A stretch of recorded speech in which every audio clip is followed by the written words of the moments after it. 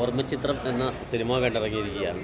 ശരിക്കും എന്താ പറയുക, ഒരുപാട് ഫെസ്റ്റിവലിലൊക്കെ പോയി കളിക്കേണ്ട ഒരു ചിത്രമാണ്. അത്രയും തന്മയത്തോടുകൂടിയാണ് ഡയറക്ടർ ഈ ചിത്രം ഒരുക്കിയിരിക്കുന്നത്. പിന്നെ അലക്സ് പോളിൻ്റെ സംഗീതം, വർഷങ്ങളുടെ ഇടവേളയ്ക്ക് ശേഷം അദ്ദേഹം സംഗീതം നിർവഹിച്ച ഗാനങ്ങൾ, പിന്നെ മാനസ രാധാകൃഷ്ണൻ, അതുപോലെ ഹരികൃഷ്ണൻ, മലർവാടി ആർട്സ് ക്ലബ്ബിലെ ഹരികൃഷ്ണൻ നമ്മൾ ഇതുവരെ കണ്ടിട്ടുള്ള ക്യാരക്ടറല്ല ഈ ചിത്രത്തിൽ. സാധാരണ ഒരു റൊമാൻറ്റിക് ഹീറോ, അങ്ങനെ ഒരു ജനഗണമനയിലൊക്കെ അദ്ദേഹം നല്ല കഴിവ് തെളിയിച്ച ആടിറ്റൂവിലൊക്കെ. പക്ഷേ ഈ ഒരു കഥാപാത്രം ശരിക്കും അങ്ങോട്ട് എന്താ പറയുക, ഒരു ആഴത്തിലേക്ക് ഇറങ്ങിച്ചെന്ന് പ്രേക്ഷകരുടെ ഒരു മനസ്സിനെ പിടിച്ചിരുത്തുന്ന ഒരു കഥാപാത്രമാണ് ചെയ്തിരിക്കുന്നത്. പിന്നെ മീര നായർ, നാസർ ലത്തീഫ്, ഒരുപാട് പടം കണ്ടിറങ്ങുമ്പോൾ ശരിക്കും ഒരു സാധാരണ മനുഷ്യൻ ഒരു ജീവിതത്തിൽ എന്താ പറയുക, പിടിച്ചു നിൽപ്പ്, ഒരു ചെറുത്തുനിൽപ്പ്, ജീവിക്കാൻ വേണ്ടിയിട്ടുള്ളൊരു പാടുപെടൽ, അതിനകത്ത് വന്ന കുറേയേറിയ മുഖങ്ങൾ, അതുപോലെ യാഥാർത്ഥ്യങ്ങൾ, സത്യത്തിൻ്റെ ഒരു തീവ്രത ആ മുഖങ്ങൾക്ക് വലിച്ചു കാട്ടുന്നൊരു ചിത്രമാണ്.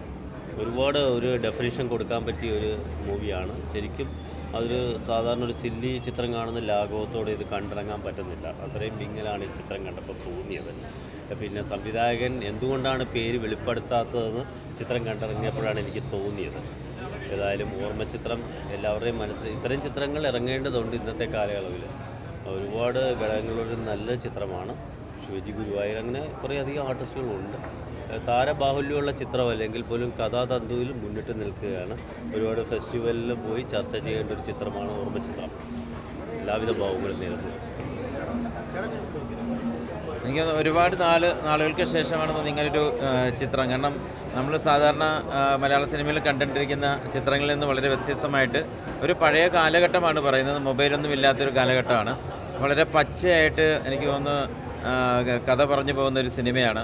നമ്മളൊരു പക്ഷേ സിനിമയിൽ കാണുന്ന ഒരു ആർട്ടിസ്റ്റിക്കലായിട്ടുള്ള ഒരു സംഭവങ്ങളൊന്നും ഇതിൻ്റെ അകത്ത് ഉണ്ടാവില്ല. പക്ഷേ കണ്ടിരിക്കാനായിട്ട്, കണ്ടാൽ മനസ്സിൽ നിന്ന് ഒരിക്കലും മായാത്ത രീതിയിലുള്ള ഒരു ഓർമ്മചിത്രമാണ്.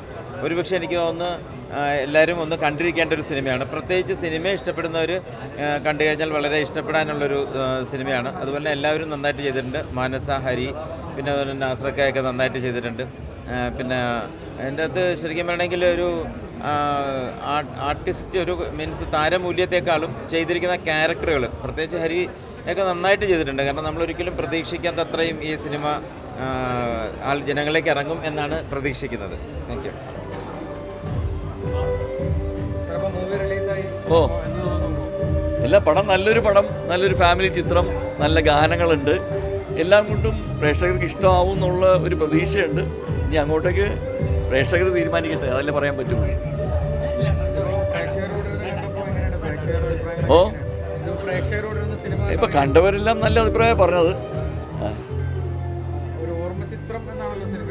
അതെ അതെ അതെ, ഓർമ്മയിൽ നിൽക്കും എന്ന് പ്രതീക്ഷിക്കുന്നു.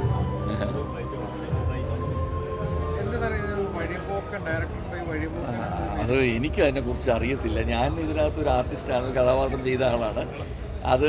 അതിൻ്റെ ഡയറക്ടറിനെ അറിയുള്ളൂ അതെന്തുവാ അങ്ങനെ കൊടുത്തതെന്നുള്ളത്.